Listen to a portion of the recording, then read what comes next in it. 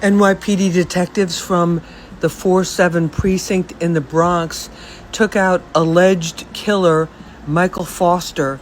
He's a 58-year-old man who was living in the house, the same house as the victim, Julia Anderson, on Bell Avenue in Mount Vernon, New York, along with her mother. And we're still waiting for official word on what his exact relationship to her was, but police are charging him with murder, manslaughter, and 10 counts of criminal possession of a weapon for that horrific shooting on Monday night on Murdoch Avenue in the Wakefield section of the Bronx. And still no word yet about what the exact motive was, but there was some kind of ongoing dispute. She comes home at 12 o'clock in the night, and usually when she comes, she always making some kind of little noise or something, so I know she's home. But then I was wondering what happened. I didn't think she knew that I died. The victim's sister, too distraught to speak on camera, but says Anderson had just wrapped up a night shift as a caregiver at a group home for developmentally disabled adults in the Wakefield section of the Bronx. George Enriquez is a neighbor and co-worker. I felt it so much for that girl this morning when I heard the news that you don't know. I think I was going to have a heart attack, bro. But all I can tell, she's a very, very nice person.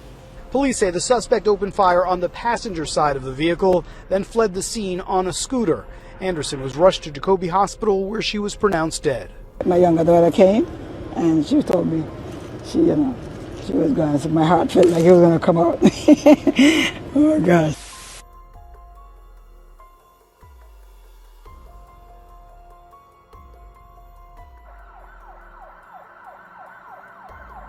A New York group home employee was tragically killed in the middle of the night, just 1 month before her 40th birthday, after she was attacked by what was initially described as an unidentified man riding a scooter.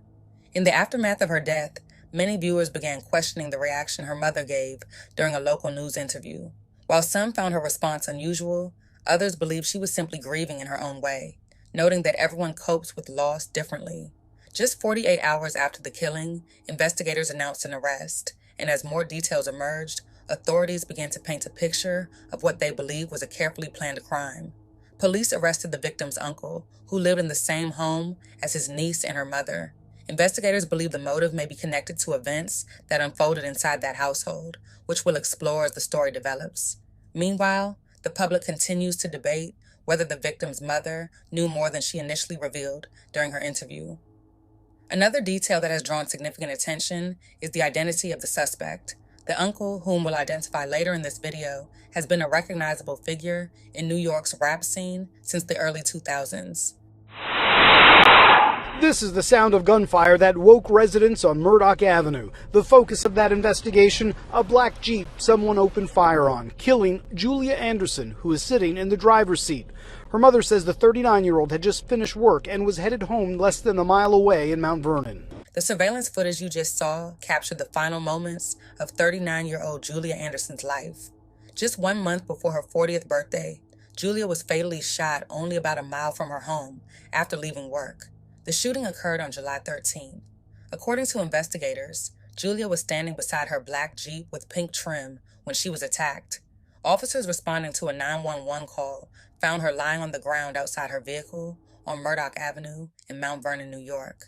She was rushed to Jacoby Medical Center, where she later died from her injuries. Our deepest condolences go out to Julia's family and loved ones during this incredibly difficult time. The following morning, Julia's mother spoke publicly about the devastating loss of her daughter. Is there any reason why somebody would have been targeting her? I'm not quite sure. I'm not sure. Beverly Patterson is in a state of shock after her daughter, 39-year-old Julia Anderson, was shot and killed overnight, leaving the group home where she worked with disabled adults. What's going through your head right now? Well, I just took 2 Tylenol because I didn't feel too well. I just feel kind of, I don't know how to describe it. An unimaginable situation as police try to find the killer. Overnight, police taking a close look at what appears to be 2 bullet holes in the passenger side window of this distinctive Jeep Grand Cherokee with pink rims. Police say she was shot multiple times in the abdomen and died at the hospital. I've seen that same car like all the time. I'm shocked. I mean, like, I lived here my whole life, and I'm around this block. It was quiet, nothing really used to go on. That gunfire just before midnight happening right outside Mount St. Michael Academy on Murdoch Avenue in this residential neighborhood. Detectives canvassed the neighborhood Tuesday looking for evidence and witnesses. Just heard a few shots, maybe 2 or 3, maybe. And I didn't think that they were here. I thought that they were coming from maybe a few blocks away. This is crazy. I just hope they get justice and find the person. That's all I wish. Before we get into the alleged motive, the arrest, and the identity of the victim's uncle, it's helpful to understand some background that investigators in many online discussions have pointed to regarding inheritance disputes. While these situations are not representative of Jamaican families, as a whole, disagreements over inherited property have been the subject of discussion in some Jamaican and broader Caribbean communities because of the legal and emotional challenges they can create. In many cases, families have owned the same land for generations, and property that was once modest can become extremely valuable over time, particularly in growing or tourist areas. When someone dies without a valid will, multiple relatives may have legal claims to the property, sometimes leading to disputes among siblings, cousins, grandchildren, or family members living overseas. In some situations, inherited land is jointly owned by numerous descendants, making it difficult to sell, transfer, or develop. While most families resolve these matters peacefully, some inheritance disputes become deeply personal and end up in court, and in rare cases, investigators allege they escalate into violence. According to police, this case may have been one of those rare instances. Authorities arrested 59-year-old Michael Foster 2 days after Julia Anderson's death. In the early 2000s, Foster was known in New York's hip-hop industry, where he reportedly worked as a road manager for rapper Jadakiss and coordinated logistics for the D Block Collective. His work included managing travel schedules, promotional tours, and live appearances with major record labels such as Interscope Records and Def Jam Recordings. He also worked with Paperboy Entertainment on independent artist logistics and touring strategies while assisting with day-to-day operations for D-Block artists. More than 2 decades later, however, Foster's name would make headlines for a very different reason. Prosecutors allege he used a scooter to carry out the fatal shooting of his niece before fleeing the scene. Investigators believe the killing was motivated by an inheritance dispute involving the family home. Public records indicate the property had previously belonged to the victim's grandmother, and investigators allege there was an expectation that ownership would eventually pass to another family member. Police claim that dispute ultimately became the motive behind Julia Anderson's killing. Those allegations will ultimately be decided through the court process. Following Michael Foster's court appearance on July 16th, additional details about the case emerged, shedding more light on both the alleged motive and Foster's criminal history. During the arraignment, prosecutors revealed that this was not the first time Foster had been accused of taking someone's life. While arguing against bail, Bronx Assistant District Attorney Burham Namani reminded the court that Foster had previously been convicted of first-degree manslaughter and had served a lengthy prison sentence. What's of note, Your Honor, is that the defendant has previously been convicted of manslaughter, where he served a significant amount of time.